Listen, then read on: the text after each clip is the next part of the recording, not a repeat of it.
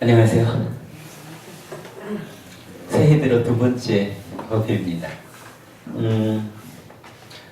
마츠마니까야를 중심으로 사부니까야를 꿰는 공부가 본격적으로 시작이 됐는데, 그래도 이제 새해를 맞아서 지난주하고 요번 주 두 주 동안에는 연말연시 동안에 준비한 두 권의 책이 있죠. 그래서 지난주 나눠드렸던 합성경과 십상경 이 교재를 드렸고, 오늘은 독성경 요의라고 하는 새로운 교재를 이제 한권 다시 드렸습니다. 그래서 오늘까지는 요 두 권의 교재를 중심으로 좀 설명하고 뭐 어떻게 이제 좀 활용하면 좋겠는지 그런 이야기를 좀 하는 것으로 하고, 다음 주부터는 이제 본래대로 마츠마니까야를 중심으로 그 사부니까야를 깨는 공부에 들어가겠습니다. 저 다음 주에는 마츠마니까야 이제 3번 경이 되죠. 법의 상속자 경 이렇게 되죠. 다음 주 그렇게 시작을 하겠고요. 지난주에는 대구, 부산 그리고 우리 서울까지 세 곳의 법회에서 이 교재를 가지고 공부를 했어요. 근데 이 교재가 디가니까야 33번째인 합성경하고 34번째 마지막 교재인 마지막 경인 십상경하고 두 개의 경전을 담고 있는데, 사실은 우리가 굉장히 특별한 발견이라고 해도 좋을 그 하나의 시도를 한 거죠. 십상경이 하나의 법수부터 차츰 밀려가서 10개의 법수까지로 진행해 가면서 각각의 법수에 대해서 10가지 주제로 설하고 있는데, 그거를 90도를 틀어가지고 10가지 주제별로 하나부터 10가지 법수에 해당하는 답변을 찾아내게 된 거죠. 그래서 예를 들자면 많은 성과를 낼 수 있는 법은 무엇입니까?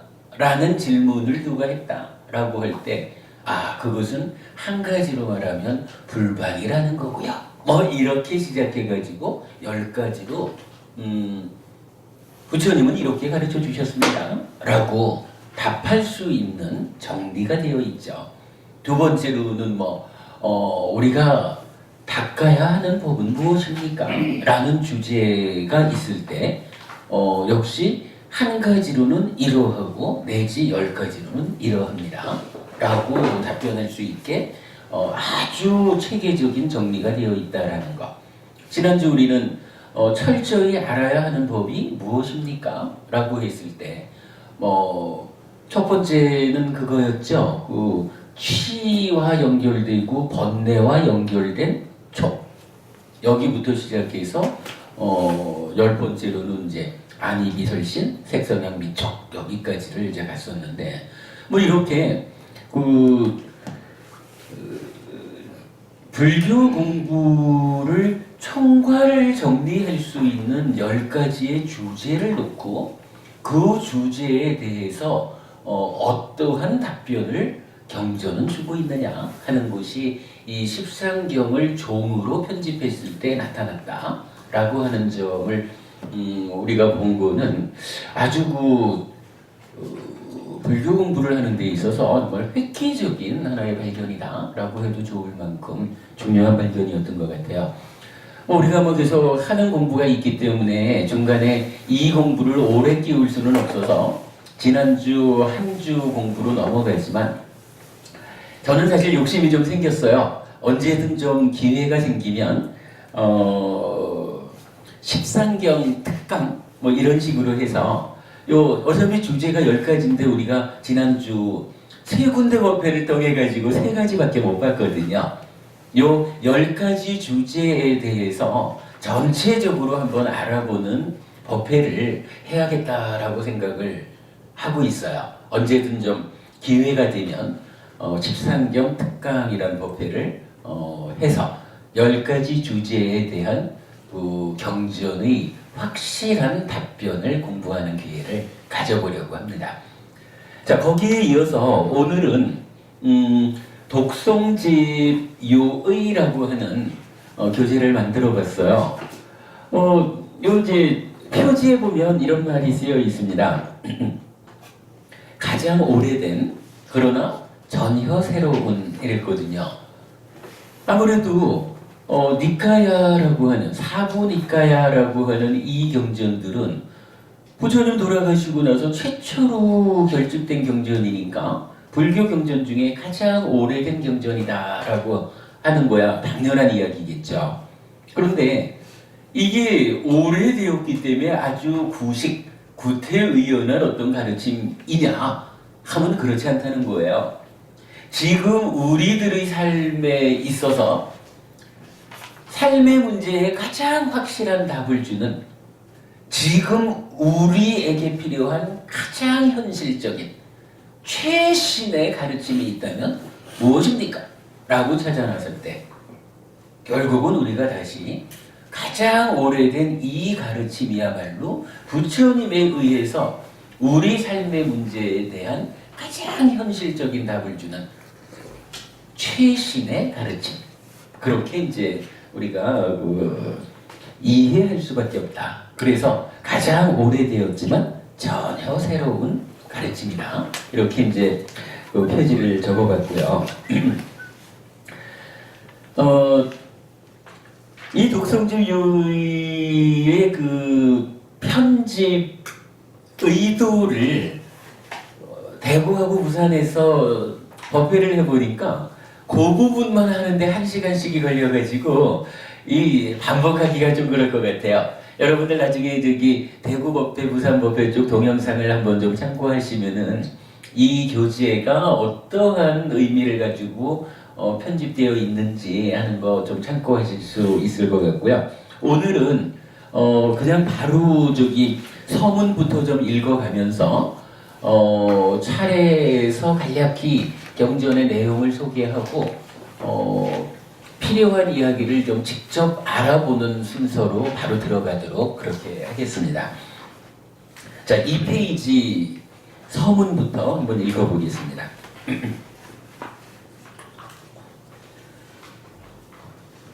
재작년 봄 강화도에 계신 어른 한 분을 찾아뵈었습니다. 출가 전 저희 삶에 크게 관계하신 스님입니다. 대학 시절 스님 계신 절에서 6개월간 얹혀 살기도 했고 저희 결혼식의 주례도 맡아주셨던 어른입니다. 대학 시절 사는 꼴이 영감 같아서 출가할 줄 알았다고 하시며 반갑게 맞아주시더니 긴 시간 나눈 법담의 끝에는 오랜만에 공부 좀 하고 나타났구나 라며 칭찬도 해주셨습니다. 긴 시간의 대화, 법담이었는지라 견해 속 깊은 곳에 쌓여있는 경향의 차이도 드러나게 되었는데 스님은 이렇게 말씀하셨습니다. 그래서 요의경이 있는 것이야. 요의경, 사전적으로는 불교, 불법의 도리를 명백하고 완전하게 말한 경전으로 정의되는 말입니다. 다양하게 설해지고 전승되는 경전들 가운데 공부의 기준으로 삼아야 하는 경전이라는 의미로 이해할 수 있을 것입니다. 물론 환경 등의 조건 때문에 공부의 방향을 달리한 탓에 스님과 저의 요의경이 다르다는 것은 현실입니다.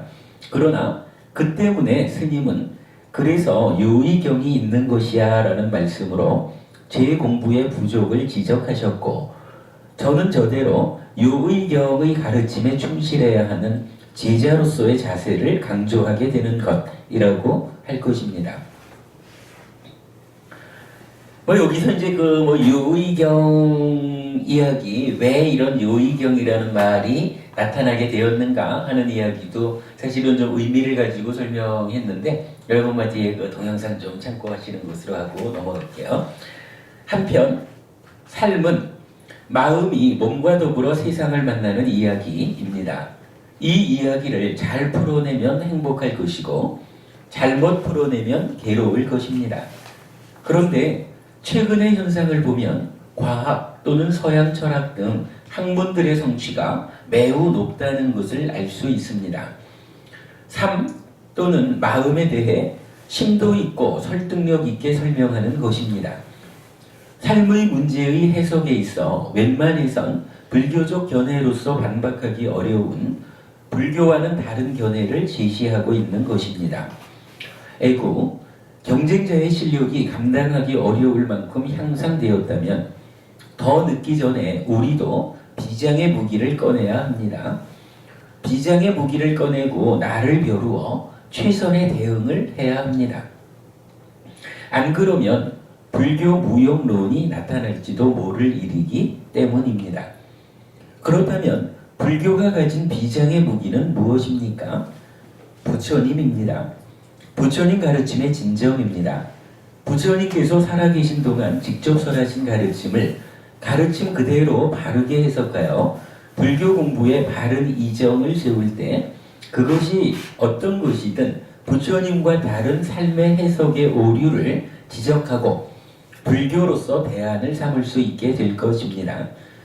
니까야로 니까야를 풀어 부처님 가르침의 진정에 접근하는 공부, 해피설법회를 통해 마음의 메커니즘을 정립하고 12연기를 재해석하는 작업을 진행하고 있습니다.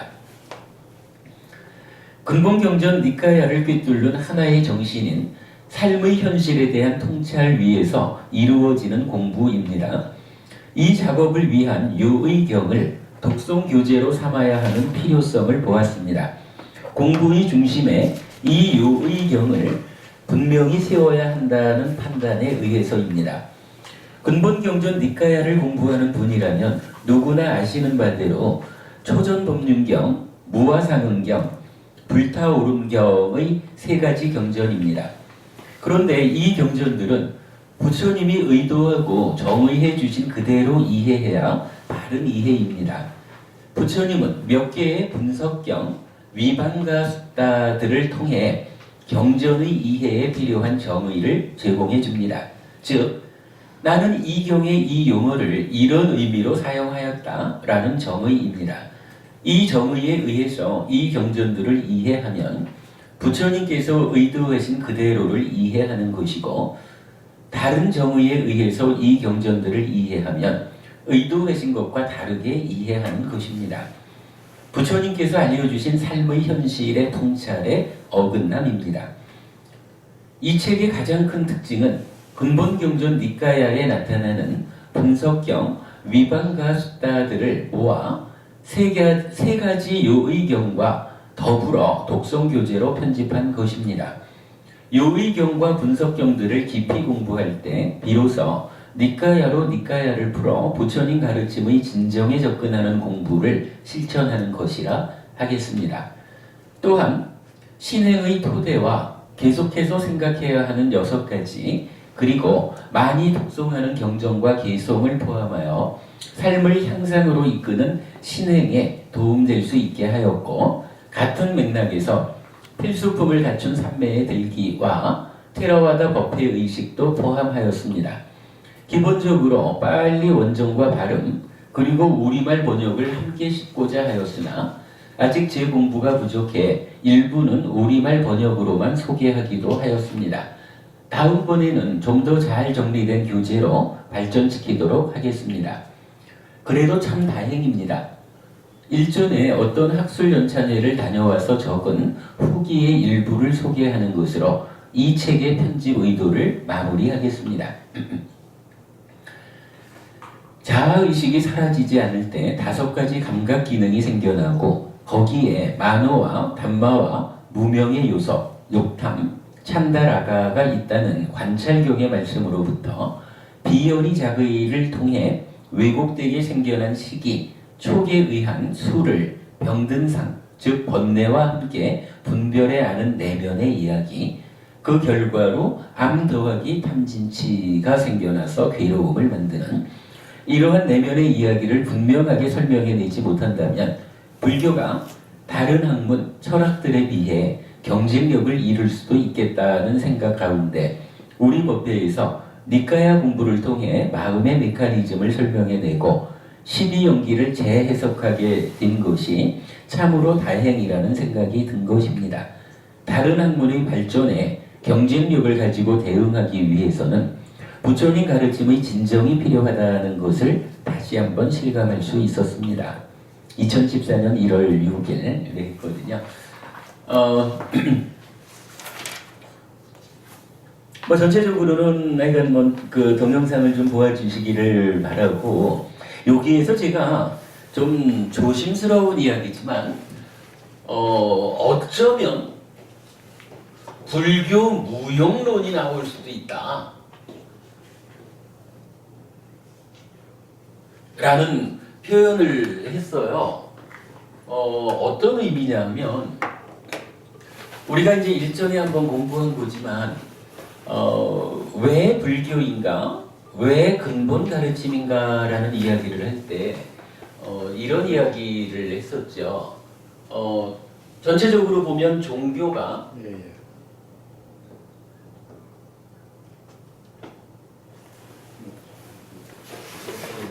타력 종교하고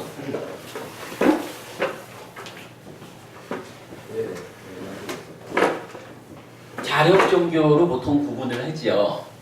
그러면 타력 종교라고 하면 뭐 기본적으로 어떤 이야기가 되나요? 저기 신을 중심으로 하는 종교 이렇게 말하면 되겠죠. 자력 종교라고 하면 인간을 중심으로 하는 종교다 이렇게 말을 할 거고요.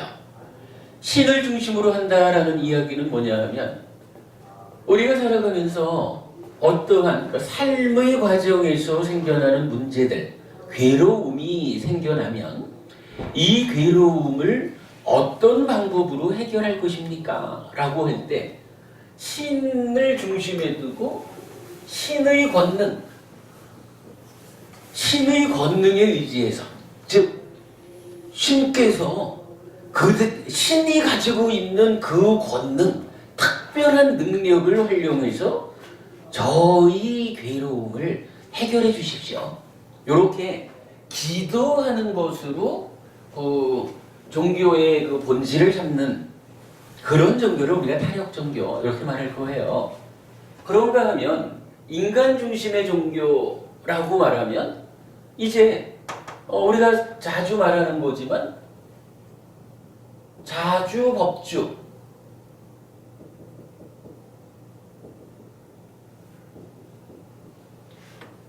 스스로 섬이 되고 가르침으로써 섬을 삼아라. 그래서 삶의 과정에 어떠한 문제들, 괴로움이 생겨날 때 이것을 누군가 나 아닌 다른 특별한 존재가 해결해 줄 것이다 라고 하는 그거는 현실이 아니다. 이 부분은 어떻게든 내가 내 삶을 성숙시키고 향상시켜가지고 스스로의 힘으로 해결해야 한다 라고 하는 것이 인간 중심의 자력 종교죠. 이러한 자력 종교에서는 기도라고 하는 방법 대신에 어떤 방법을 써요? 뭐 기본적으로 약간 공부하는 거죠. 공부 어떻게 하나요? 교합, 더하기, 수행 이런 거죠. 그래가지고 자기 삶을 스스로가 섬이 된다. 자주법주 이럴 때 스스로 섬이 된다. 어떤 이야기죠? 우리가 이제 보통 약간 우리 삶 자체를 고해라는 말도 쓰고 윤회의 과정에 괴로움의 바다에 빠져 있다 이렇게 말하는데, 뭐 이런 이야기죠. 뭐 바다에 한 사람이 빠져서 허우적 거릴 때 이 사람이 어쩌다가 섬이 하나 있어가지고 발이 땅에 닿았다 라고 하면, 발이 땅에 닿기 전까지는 이 사람은 빠져 죽을 것 같아가지고 살려달라고 허우적대는 삶을 살고 있는 거지만, 발이 땅에 딱 닿는 그 순간 삶이 바뀌죠. 발이 닿았다라고 느껴지는 그 순간 어떻게 해요? 살았구나 하는 거고, 그때부터는 이게 이제 빠져서 허우적대는 게 아니라 해수욕을 즐기는 거죠. 그런 의미를 우리가 이제 섬이 된다라고 말하는 거잖아요. 요 주자가 5대양 6대주라고 할 때 쓰는 섬주자란 말이죠. 스스로 섬이 되어라. 요거 바다에 빠져 있는 이 사람을 이쪽 같으면 신이 있어가지고 신한테 도와주세요 하고 기도를 하면 신이 너 이쁘다 해가지고 딱 끄집어 올려가지고 안전한 땅으로 옮겨준다. 뭐 이런 것을 바닥에 깔고 있을 텐데 자력 종교인 인간 중심 이러한 가르침에서는 이거 사실 아니다. 어떤 형태로든 내가 스스로 섬으로 가야 한다. 표현을 스스로 섬이 되어야 한다. 가르침으로써 법으로서 섬을 잡아야 한다. 이렇게 말하는 거죠. 이제 이러한 차이가 있는 거죠. 그런데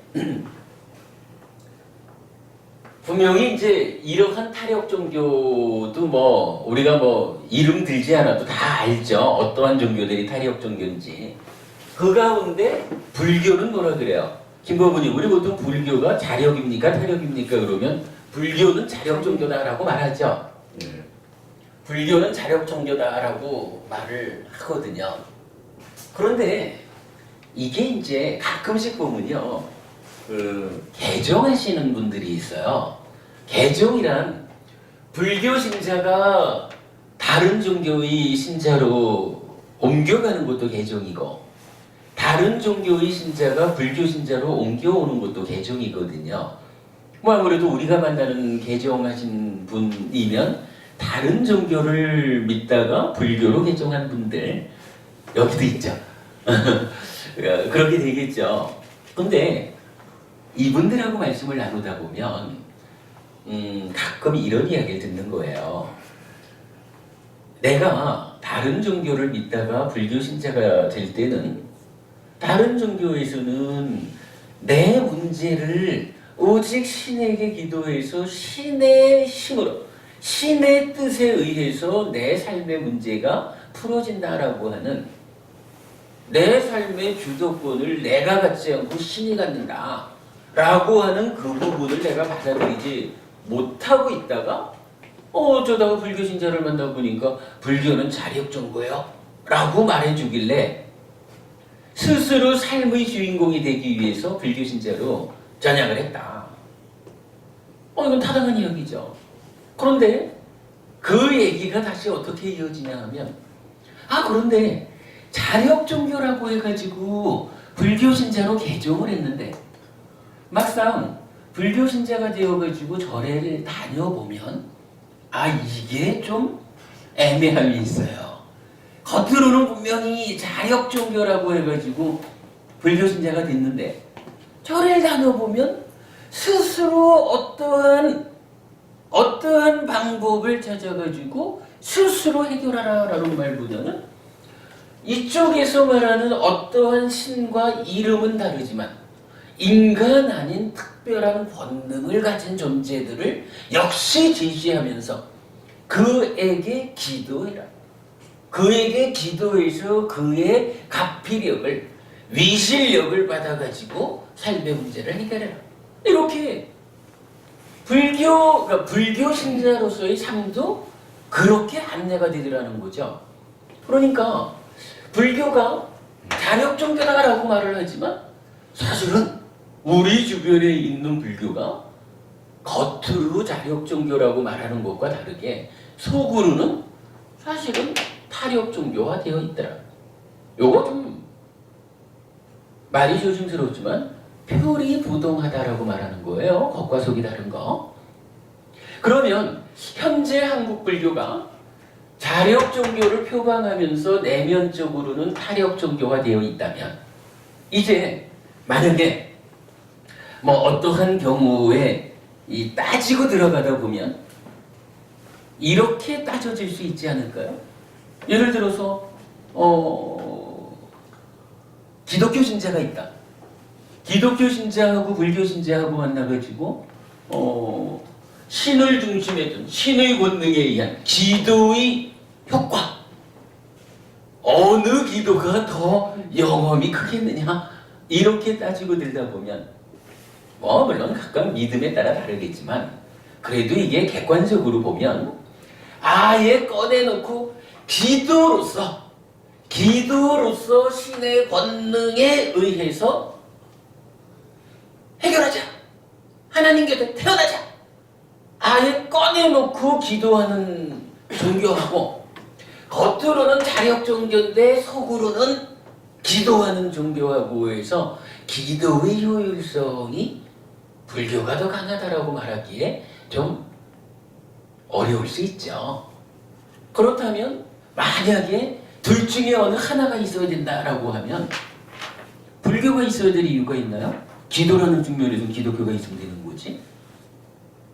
이런 부분, 뭐 이게 뭐 딱 정설은 아니지만 인도의 불교가 대략 7세기경인가 이슬람이 인도를 침입하잖아요. 그러면서 힌두교하고 불교가 완전히 초토화되거든요. 그러다가 11세기인가 해가지고 이제 이슬람이 쫓겨가요. 그러면서 힌두교가 되살아나거든요. 그런데 불교는 그때 못 살아나거든요. 뭐 그거를 이제 뭐 여러 가지로 표현을 하겠지만 정설이라고 할 수는 없겠지만 상당히 많은 학자들은 뭐라고 말하느냐 하면 그때 이미 불교가, 그러니까 7세기경이면 불교가 많이 밀교화되었다. 밀교화되었다라고 하는 이야기는 사실은 상당 부분 힌두화되었다. 힌두교 신의 이름을, 힌두교 신을 이름만 바꿔가지고 불교에서 어떠한 기도의 대상으로 삼고 있었다. 그렇다면 몇백 년간 이슬람의 세력에 눌려 있다가 이슬람이 떠난 그 시점에서 아무래도 인도 사람들의 민족 종교에서 힌두교가 살아날 때 어찌 보면 똑같은 거야. 똑같이 기도하고 있는데 거기에 그냥 힌두교 신의 이름으로 기도하면 되지 왜 거기에 불교 이름으로 불교화된 신을 불러야 되는, 뭐 이런 부분을 그 인도에서 불교가 이슬람이 물러난 이후에 되살아나지 못한 이유로 들고 있거든요. 이거를 뭐 딱 오직 그것뿐 이렇게 정론으로 말하는 건 아니겠지만 뭐 예를 들어 그렇게 본다면 만약 지금 우리가 어느 기도가 더 효과적일까? 라고 한다면 불교가 더 효과적인 기도를 한다라고 말하기에 사실은 쉽지 않을 거예요. 어쨌든 그래도 불교는 하여간 자력종교라는 것을 표방하거든요. 그럼 이제 그 측면에서 보면 기도하자라고 하는 이 측면에서 불교는 기도를, 그러니까 완전히 타력 종교를 표방하는 종교와 변질 때는 의미가 없다 이렇게 볼 수가 있어요. 그러면 이제 그 부분 제외하고 이제 자력 종교라고 하는 공부를 해서 교학적으로 수행을 해서 이런 측면이 불교의 또 본 모습으로 남아 있는데, 방금 이제 읽어드린 내용이 뭐냐 하면 이제 뭐 서양 철학, 뭐 심리학, 지난번에 보니까 진화 심리학이라는 것도 있대요. 또 이제 과학이 엄청 발전을 하잖아요. 그러면서 사실은 뭐 뇌과학 뭐 이런 부분에서는 심지어 마음이라는 거 뇌에서 생겨나는 게 분명해요. 메커니즘만 밝히면 돼요. 뭐 이렇게까지 지금 접근을 하거든요. 그런데 불교가 타력 종교적인 면에서는 좀 뭐 다르게 본다 해도 자력 종교라고 하는 이면, 내 삶의 문제를 스스로의 힘으로 해결하자라는 이 측면에서는 삶을 설명하는데, 우리의 삶의 이야기를 설명하는 데 있어서 완전해야 되거든요. 우리의 삶을 확실하게 풀어놓고 그 확실한 현상 가운데서 이러한 수행을 통해 가지고 해결하자. 이게 자력 종교로서의 불교의 용도가 되는 거거든요. 그런데 요즘 이제 그 뭐 과학이다, 서양 철학이다 이런 학문들의 성취도가 와 올라가다 보니까 웬만해 가지고는 그쪽에서 주장하는 삶의 이야기를 불교적인 견해를 가지고 대응하기 힘든 정도까지 왔다라는 거예요. 그러면 만약에 이러한 학문적인 접근이 불교를 공격했다. 야, 당신들이 삶의 이야기를 이렇게 말하지만 그러나 현실적으로 우리 삶이란 이런 것이야. 몸이란 이런 거고 마음이라는 것은 이렇게 몸에서 생겨나가지고 이런 거야. 이러면서 삶의 이야기를 학술적으로 학문적으로 지시를 하는데 우리가 불교적인 입장을 그래도 우리는 윤회한다고 말할 거고요.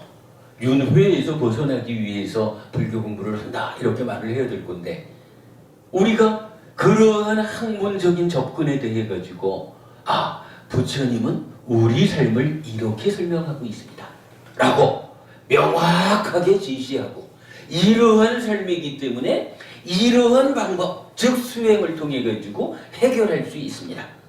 부처님이 이렇게 설명하신 측면에서 보면 당신들이 주장하는 견해는 이러이러한 점에서 사실과 다릅니다. 이러이러한 점에서 검증되지 않습니다. 이렇게 해가지고 논리적으로 이겨낼 수 있어야 되잖아요. 근데 만약 그게 안 되면 이게 한면으로는 기도라는 측면에서 타협 종교를 표방하는 종교에 비해서 의미를 갖지 못한다라는 측면에 더해가지고 이제 자력 종교적인 이러한 학술적으로 우리 삶의 현실에 대한 아주 논리적인 이런 접근에서도 학문들에 뒤진다면 이 측면에서도 불교가 왜 있어야 돼? 아니 불교가 굳이 삶을 이렇게 설명하면 뭐해? 불교가 말하는 것보다 훨씬 더 정확하게 삶을 설명하는 학문적인 접근이 있는데 그러면 그 학문대로 배워서 가면 되지. 이렇게 될 거 아니에요. 두 가지 측면 모두에서 불교가 있어야 될 의미를 상실하게 되는 거라. 사실은요. 이렇게 말을 하지만 얼마 전에 그 학술 발표회 한 군데를 갔더니 나중에 이제 토론 시간에 그 청중석에서 어떤 이제 연세 드신 분이 한 분 이렇게 손을 들고 말씀을 하시더라고요. 요즘 우주과학자 누구죠? 그 휠체어 타고 있는 사람. 호킹. 예. 손을 들고 발표를 하시는데 얼마 전에 호킹 박사가 발표를 했다는 거예요. 세상에 신은 없어라고 신은 없다라고 호킹 박사가 그러니까 발표를 했습니다. 그러니까 예를 들자면 있죠. 신 없습니다. 이렇게 얘기를 하고 거기에 이어가지고 그리고 호킹 박사가 또 말하기를 죽음은 끝이랍니다. 윤회하는 거 없답니다. 라고 불교에서 말하는 이런 삶에 대한 이야기 이 부분도 다 부정을 해버리더라고요. 그러면서 이제 그 발표자들한테 호킹 박사가 이렇게 발표를 했는데 당신들 그렇게 말해봐야 이런 식이에요. 저는 거기서 다 그 생각이 들더라고요. 그 발언을 하신 그분은 따지면 그분의 종교는 과학이라 그분의 교주는 호킹 박사라. 그러니까 호킹 박사가 이렇게 말을 했는데 그 전에 저기 발표했던 초기 불교, 선불교, 서양 철학, 진화 심리학, 심리학 이런 5 분야의 발표자들이 이렇게 말을 해봐요. 호킹 박사가 말한 거하고 달라? 의미 없어. 이렇게 이제 말을 한 거거든요. 그러면 현실적으로 많은 사람들이 과학이라고 하는 또는 다른 학문적인 이런 부분에 의해서 기준을 잡아버리고 그러한 기준을 가지고 불교를 바라볼 때 불교가 12연기? 그렇게 인생을 말한다라고 해봐야 그게 과연 과학이 설명하는 삶의 이야기보다 더 정확하게 설명을 해주나? 이렇게 나갈 때 불교가 사실은 호킹 박사의 말보다 부처님의 설명이 12용기가 훨씬 더 우리 삶의 현실이다. 사실이다. 이 부분을 방어해내지 못하면 불교가 쓸모가 없는 거예요. 양쪽 측면에서. 그래서 제가 이제 여기서 우리가 지금 어떠한 역할인가를 해내지 않으면 불교 무용론이 나올 수도 있다. 이제 이렇게 얘기를 한 건데 여기서 내가 전체적으로 그 얘기를 한 겁니다. 보통은 이제 독성집이라 그러면 보통은 이제 그렇게 많이 나오죠. 뭐 자해경이라든가 뭐 행복경이라든가 뭐 이런 이제 몇 가지 아주 우리를 감성적으로 자극할 수 있고 굉장히 독성하기에 좋은 이런 경전들을 중심으로 이제 초기 불교의 독성집도 사실은 편집이 되어 있거든요. 물론 거기에 다 정말 중요하고 좋은 경전들이죠. 당연히 독성해야 되는 경전이지만 그러나 다른 한면으로 보면 이제 불교가 이런 양쪽 측면에서의 존립의 의미를 명확히 하려면 이제는 그냥 어떠한 정말 감성적으로 우리를 건드리는 이런 경전들 이전에 부처님 가르침의 핵심이 되는, 그래서 타력 종교를 가지고 이야기 좀 합시다 하는 사람들한테도 방어할 수 있고 학문적으로 과학적으로 접근하는 사람들에 대해서도 방어할 수 있는 부처님 가르침의 핵심이 되는 경전들을 이제 우리가 늘 손에 들고 독성하면서 우리 공부의 중심에 두어야 불교가 존립할 수 있고 불자로서 우리의 삶이 근거를 가지고 형성할 수 있다. 이제 뭐 요런 그런 점에 제가 이제 생각이 미쳐가지고 그런 기준을 가지고 이제 이 교재를 만들었다라고 하는 거예요. 뭐 대략 이런 교재를 만든 의도를 서문으로 읽어봤고요. 자, 6페이지 가보겠습니다. 차례가 나옵니다.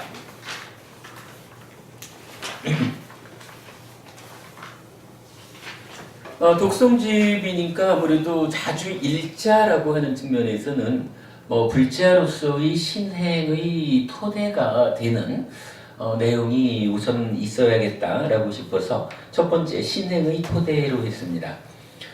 우선은 부처님에 대해서 제가 생각하는 부처님은 이러한 측면에서 우리가 알아야 되겠다라고 하는 주제로 9가지 짧은 글을 뽑아봤고요. 그 다음에 부처님이 이런 분이라면 제자인 우리는 어떠한 사람이래야 하는가? 그래서 우리의 측면을 6가지로 뽑아봤습니다. 그리고 나면 이제 정말 그 불자로서 우리의 신행에 가장 기본이 돼야 하는 어떤 가르침, 요거를 한 10몇 가지 이렇게 좀 뽑아봤거든요. 그래서 부처님 우리 가르침이라는 3가지 영역으로 해서 신행의 토대를 만들어봤어요. 사실 대구법회하고 부산법회에서 요 부처님과 우리까지를 좀 설명을 했어요. 그래서 오늘은 제가 요 부처님 우리는 쭉 읽어만 나가고 이어서 가르침에 대한 이야기를 좀 설명하는 시간으로 가지려고 합니다. 자, 그리고 한 장 넘어가면은요.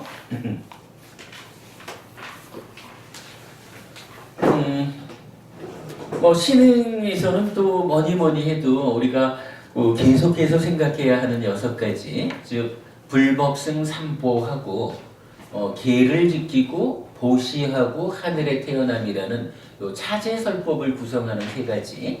부처님께서는 부처님 우리가 어떤 머몸에 자주 머물어야 합니까? 라고 질문하면 부처님 답변을 그래야 하시죠.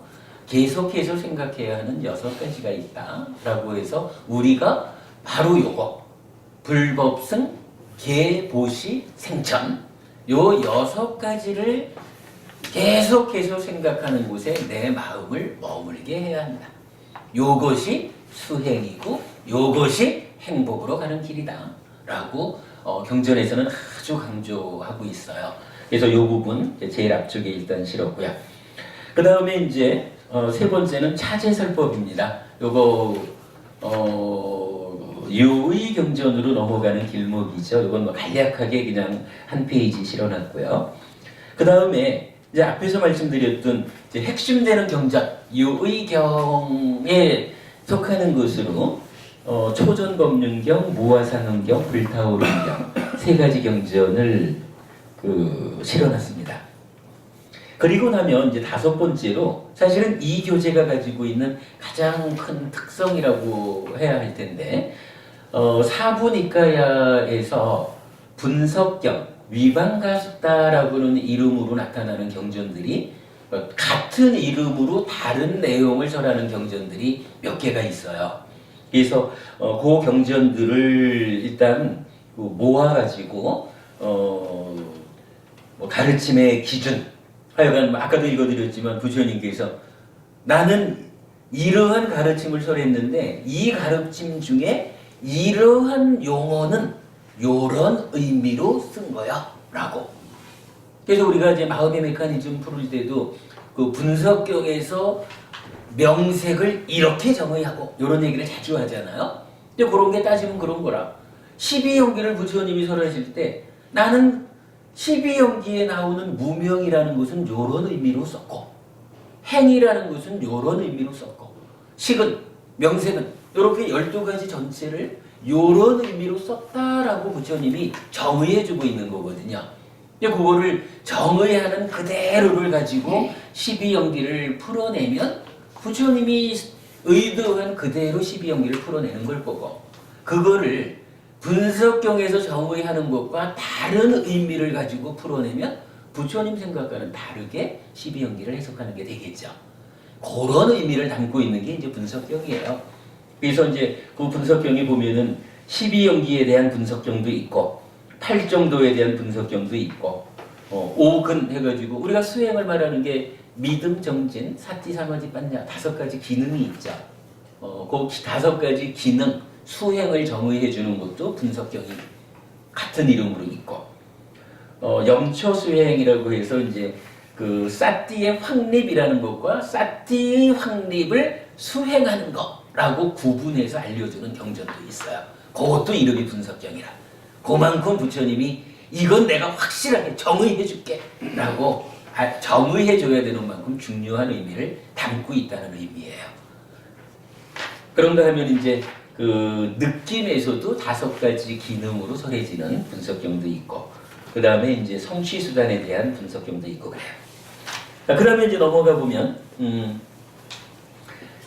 분석경이라고 딱 말하지는 않는데 어떠한 주제에 대한 분석경 이렇게 그러니까 앞에 있는 분석경들은 그냥 용어들 그러니까 전반적으로 니카야에 나타나는 중요한 용어가 정의된 거라면 이제부터는 어떠한 주제 즉 업이란 무엇이냐 뭐 이런 부분 뭐 그런 그 주제를 정해가지고 그 중요한 주제들을 설명해주는 그런 경전들이 주제에 대한 분석경으로 나타나는데 여기에 마지막이니까야 제3편 제4품 분석의 품이라고 있어요. 거기에 12개 경전이 이렇게 중요한 주제들에 대한 분석을 담고 있어요. 그래서 뭐 보면은 업에 대한 작은 분석의 경, 업에 대한 큰 분석의 경, 여섯 감력에 대한 분석, 대강에 대한 분석, 평화, 요소, 진리, 보시에 대한 분석의 경, 또 한밤의 슬기로운 님의 경이라는 것은 동일한 내용이 4개의 경전을 통해서 반복이 될 정도로 중요한데 요거는 참 뭐니 해도 불교는 지금 여기라고 말하는 게 요 한밤의 슬기로운 님의 경은 내용이 그래요. 과거에 대해서 무관치 마라. 과거로 달려가지 마라. 미래에 대해서 즐기지 마라. 미래는 아직 오지 않았다. 오직 지금 이 순간에 집중해서 지금 만나는 대상들에 대해서 영오 이탐해서 해탈하라. 요 이야기를 하는 경전이 동일한 이야기를 4개의 경전을 통해서 반복을 해줘요. 그만큼 중요한 의미를 갖는 거죠. 그렇게 해서 이제 12개의 경전이 분석으로 나와 있고 그 다음에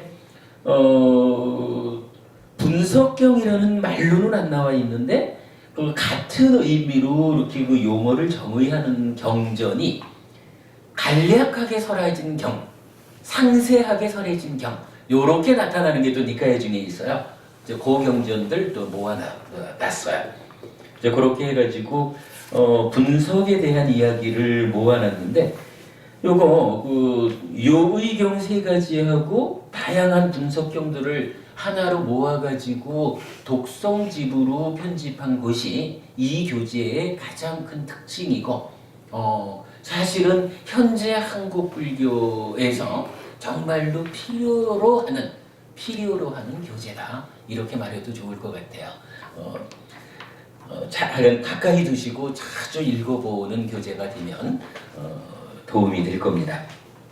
그리고 나면 이제 네 번째로 많이 독송하는 경전과 개성, 이래서 제가 아까 자해경 얘기를 하면서 좀 이렇게 감성적으로 접근하는 이렇게 이제 표현을 했지만, 그렇다고 해서 이게 경전의 중요도가 떨어진다 이런 얘기를 한 건 아니고요. 다만 이 요의경과 분석경이라는 부분을 좀 그 의미를 드러내려다 보니까 그렇게 표현을 했을 뿐이지만, 사실은 자해경을 비롯해서 이 많이 독송되는 몇 가지 경전들, 개성들이 있는데, 요건 또 불자라면 당연히 특히 이 테라와다로 초기 불교, 근본 불교를 공부하는 불자라면 당연히 알아야 되는 몇 가지 경전과 개성들 함께 실어놨어요.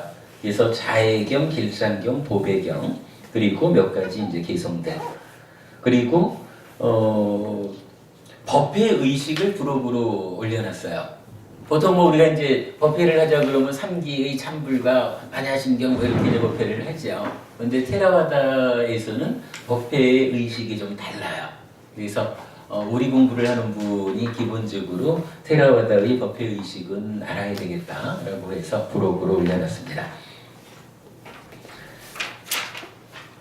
예, 대략 그 정도로 일단 이 교재에 대한 이야기를 한 거로 하고요. 지금부터는 이제 12페이지 신행의 토대로 바로 들어가 보겠습니다.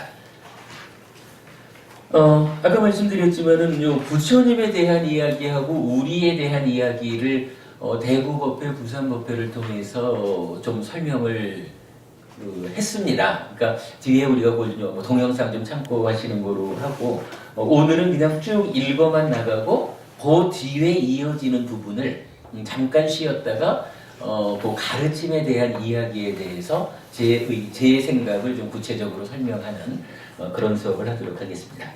자, 13페이지입니다. 먼저 이제 부처님이란 말이 나오죠. 부처님 이러면은 불 이렇게 쓰죠.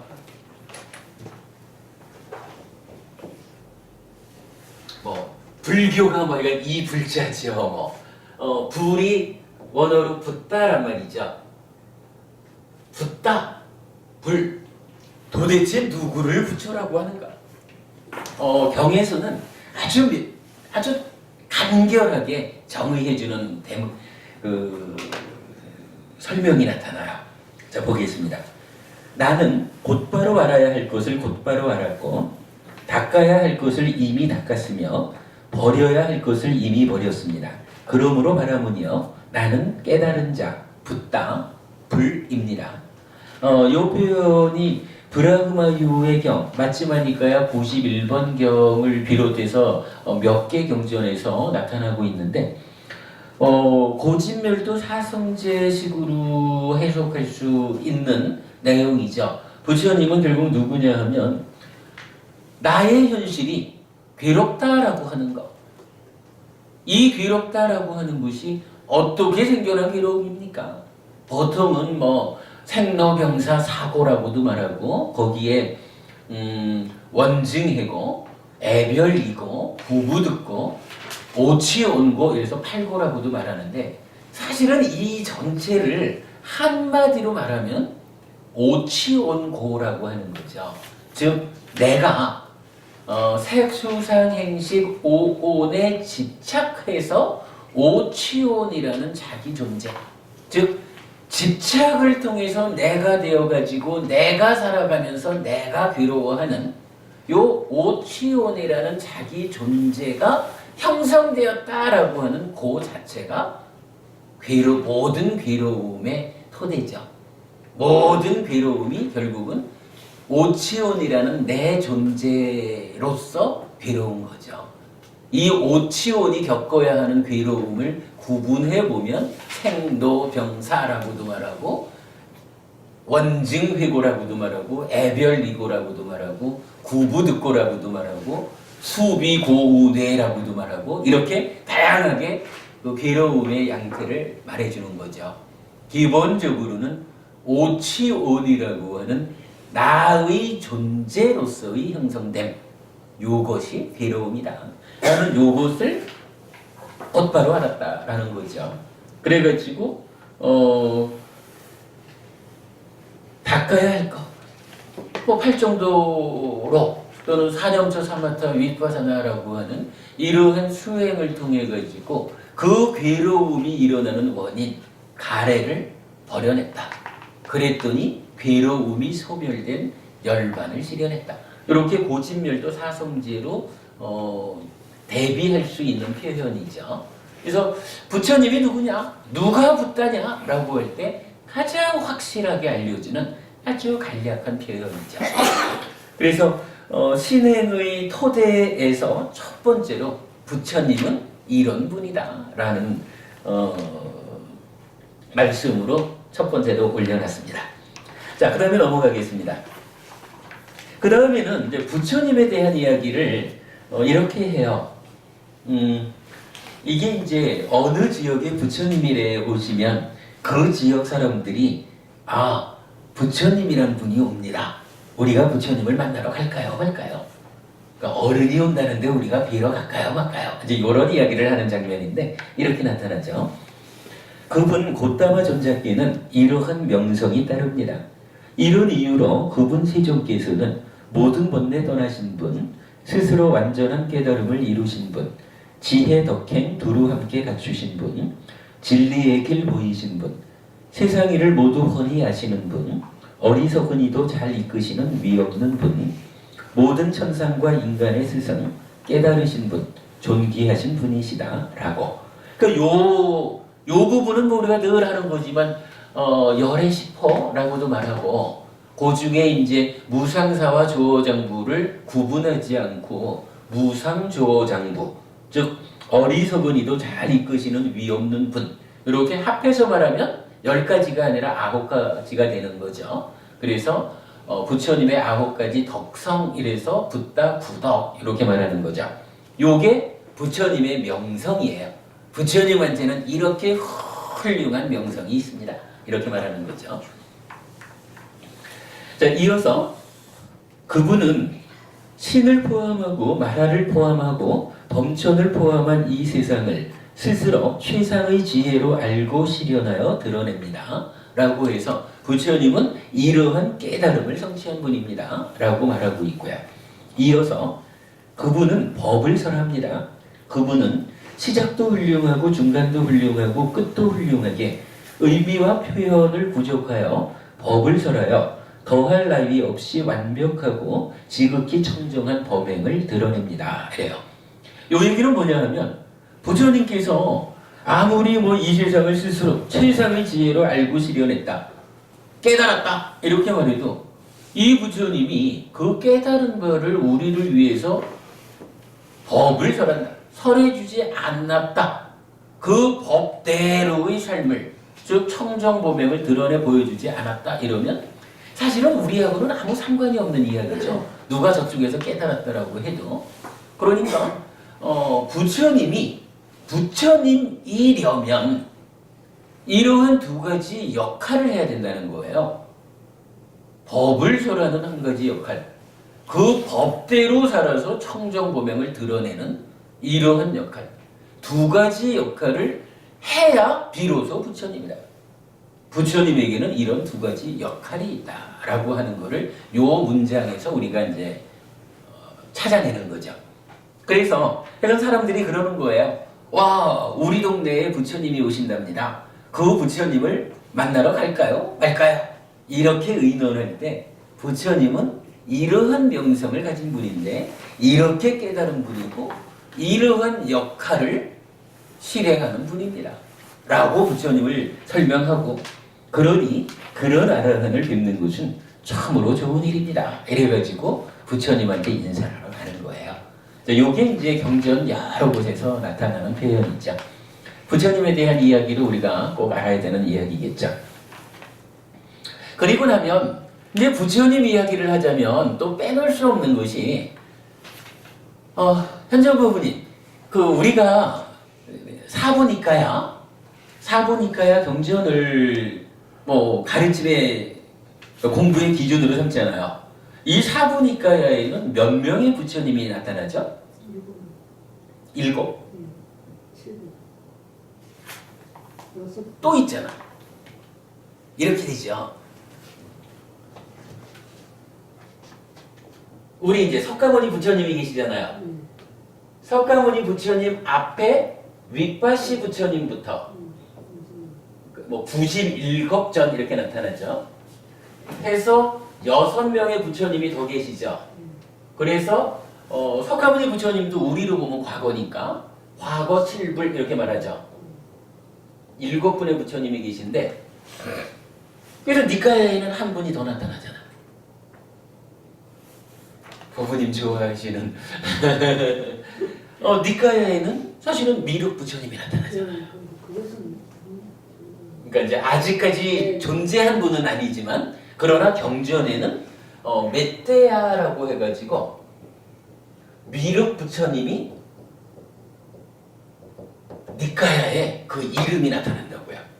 그래가지고 결국은 이제 사부 니카야 전체로 윗바시 부처님부터 석가모니 부처님을 거쳐서 메떼야 미륵 부처님까지 딱 8명의 부처님 이름이 나타나요.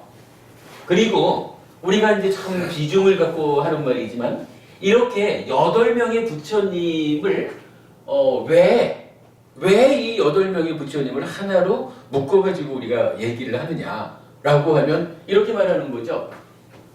동일한 깨달음. 동일한 깨달음으로 계보를 형성했다.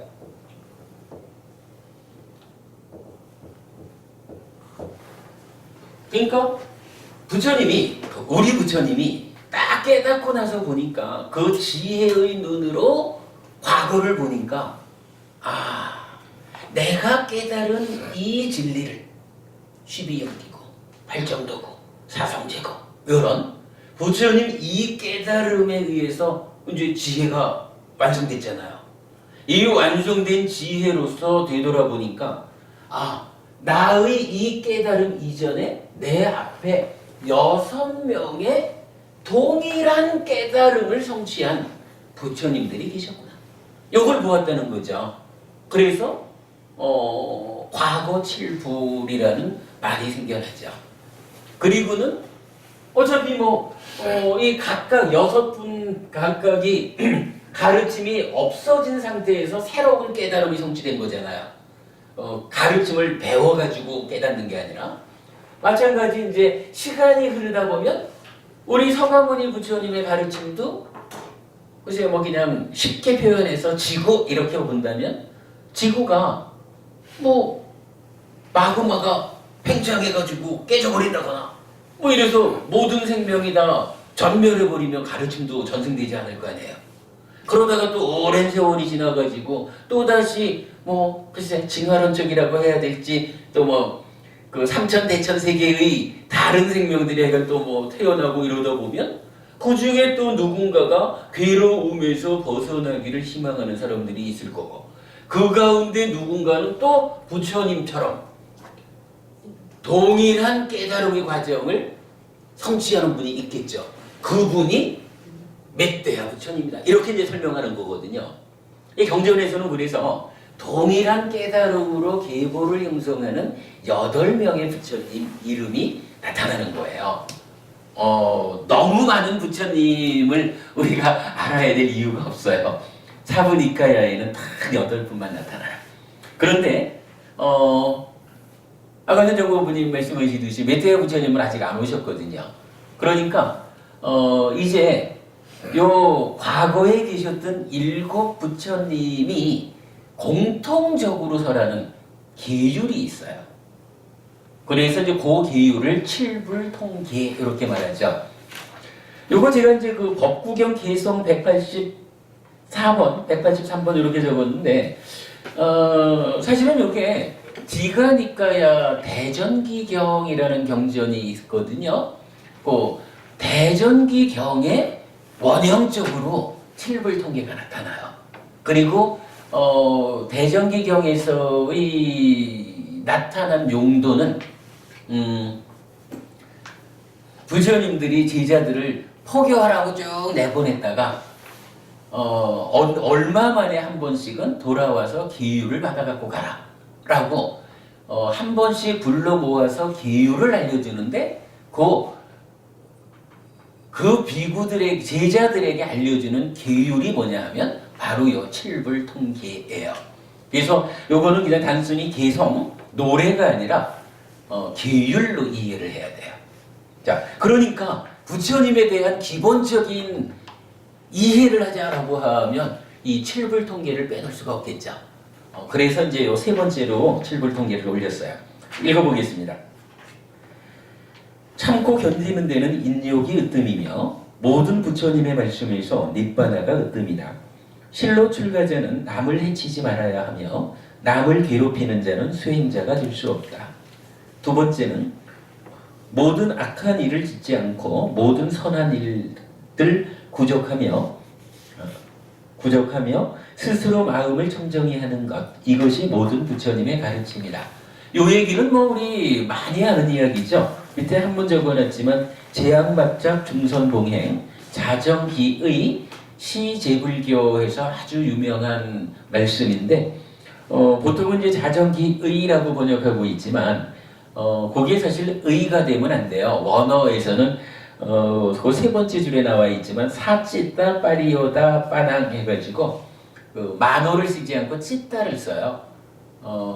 만어 위냐나 찌따가 서로 어떠하게 달리 사용되느냐, 즉 마음의 메커니즘을 알지 못하는 상태에서는 뭐 만어나 찌따나, 그러니까 찌따를 그냥 의라고 번역해서 쓸 수도 있겠지만 우리가 이제 그 마음의 메커니즘을 설명하는 입장에서는 만어와 찌따를 구분해서 써야 되죠. 그래서 저는 여기다가 자정기심이라고 옮겨놨어요. 자, 넘어가겠습니다. 총 세 가지로 나오는데 세 번째 계율은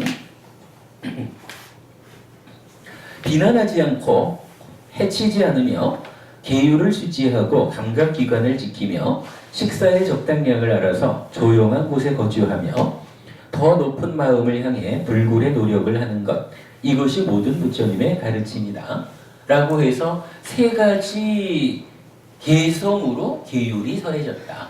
요게 모든 부처님들이 공통적으로 설해 주신 계율이다 라고 하는 거 기억하시고요. 자, 그 다음에는 탄생계하고 다음 장에 오도성하고 그 다음에 이제 부처님 유훈하고가 나타나요. 요 세 가지도 뭐 아무래도 부처님 이야기를 하려면 오실 때 무슨 말씀하셨고 깨달을 때 무슨 말씀하셨고 돌아가실 때 무슨 말씀하셨는지 알아보는 건 뭐 당연한 이야기겠죠. 근데 이제 여기에서는 우리가 또 한 가지 이해해야 될 것이 지금 대승불교에서는 부처님 오신 날은 이제 음력 4월 초파일이고요. 깨달으신 날은 12월 8일이 되죠. 그리고 얼마 전이었었죠. 그리고 이제 돌아가신 날은 열반절 2월 15일 이렇게 되죠. 그런데 테라와다에서는 이 오신 날, 깨달으신 날, 돌아가신 날 세 날이 다 같은 날이에요. 음력으로 4월 15일이라. 그래서 보통은 이제 5월 달이 되면 많은 사람들이 질문하기를 부처님 오신 까닭이 무엇입니까? 부처님 오신 날이니까. 부처님은 무슨 의도로 어떤 목적을 가지고 세상에 오셨습니까? 이렇게 이제 질문을 하는데 사실 테라와다적으로, 그러니까 니카야적으로 이 부분을 이해하자면 질문을 그렇게 하면 안 되는 거야. 부처님의 삶의 의미는 무엇입니까? 4월 15일 같은 날에 오시고 깨닫고 돌아가셨으니까 5월 달에 질문을 하자 치면 오신 날로 제한할 게 아니라 부처님은 어떠한 삶을 사셨습니까? 이렇게 질문하는 게 타당하다라고 생각을 하고요. 자, 그런 이해를 가지고 요 개성들을 보겠습니다. 부처님 오실 때는 이렇게 말씀을 하셔요. 나는 세상에서 선두의 선자이고 연장자이고 으뜸인 자이다. 이것이 마지막 태어난이고 이제 다시 존재하게 되지 않는다. 이거 무슨 얘기인가요? 마지막 태어납니다. 이제 금생에 할 일을 마무리 짓고 다시는 태어나지 않을 것이다. 쉬운 말로 하면 이제 윤회하지 않을 것이다. 윤회에서 벗어날 것이다. 그거죠. 부처님 오신 그 의미를 복잡하고 어렵게 찾으려고 하지 마세요. 부처님 오시면서 직접 이렇게 말씀하신 거야. 이것이 나의 마지막 태어납니다. 다시는 존재가 되지 않을 것이다. 다시는 윤회에서 태어나지 않을 것이다. 요 말씀으로 당신이 오신 의미를 밝혀주는 거예요. 근데 이제 우리가 보통 알고 있는 탄생기가 또 있죠. 비교하자고 적어봤어요. 천상천하 유아독전, 삼계계고 아당한지. 그래서 두 번째 이야기는 그거죠. 욕계, 색계, 무색계라고 하는 중생세간 3계의 모든 괴로움을 내가 마땅히 편안케 하리라 라고 해서 니카야에서 부처님은 윤회를 끝내러 왔다 이렇게 이제 말씀을 하셨는데 우리가 이제 보통 알고 있는 탄생계에서는 세간의 모든 괴로움을 편안케 하기 위해서 왔다 이렇게 이제 조금은 다른 의미를 설하고 있죠. 자, 넘어가면 이제 부처님 깨달음의 노래가 나옵니다. 수많은 생을 윤회하면서 얻은 것 없이 이리저리 헤매었다. 집을 짓는 자를 찾으면서 거듭되는 생은 괴로움이었다. 집을 짓는 자여, 나는 그대를 보았노라. 다시는 집을 짓지 못하리라. 그대의 모든 갈비뼈는 부서졌고 집의 대들보는 형성작용에서 떠나버렸다. 나의 마음은 형성작용에서 벗어나 버렸고 가래의 종말에 이르렀다. 요 오도성의 의미를 밑에 해석을 해서 정리를 적어드렸습니다. 요거 지난주에도 우리가 참 마음의 메커니즘을 설명하다 보니까 철저히 알아야 하는 법들을 설명해낼 수 있었다 이랬지만 이 오도성의 이야기도 결국 마음의 메커니즘이 받쳐주지 않으면 이 노래에 부처님 깨달음의 노래를 해석하기가 사실은 어려워요. 그 부분 정리해드렸으니까 보시도록 하시고요. 그 다음에 넘어가서 이제 부처님 돌아가실 때 유언을 하시는 거죠. 우리가 이제 부처님 유훈이라고 말을 해요. 경에는 이제 4가지가 나오는데 2가지는 이렇게 지금 볼 의미가 없을 것 같고 4가지 중에 첫 번째로 이렇게 나타나요. 아난다요. 그런데 그대들에게 스승의 가르침은 이제 끝나버렸다.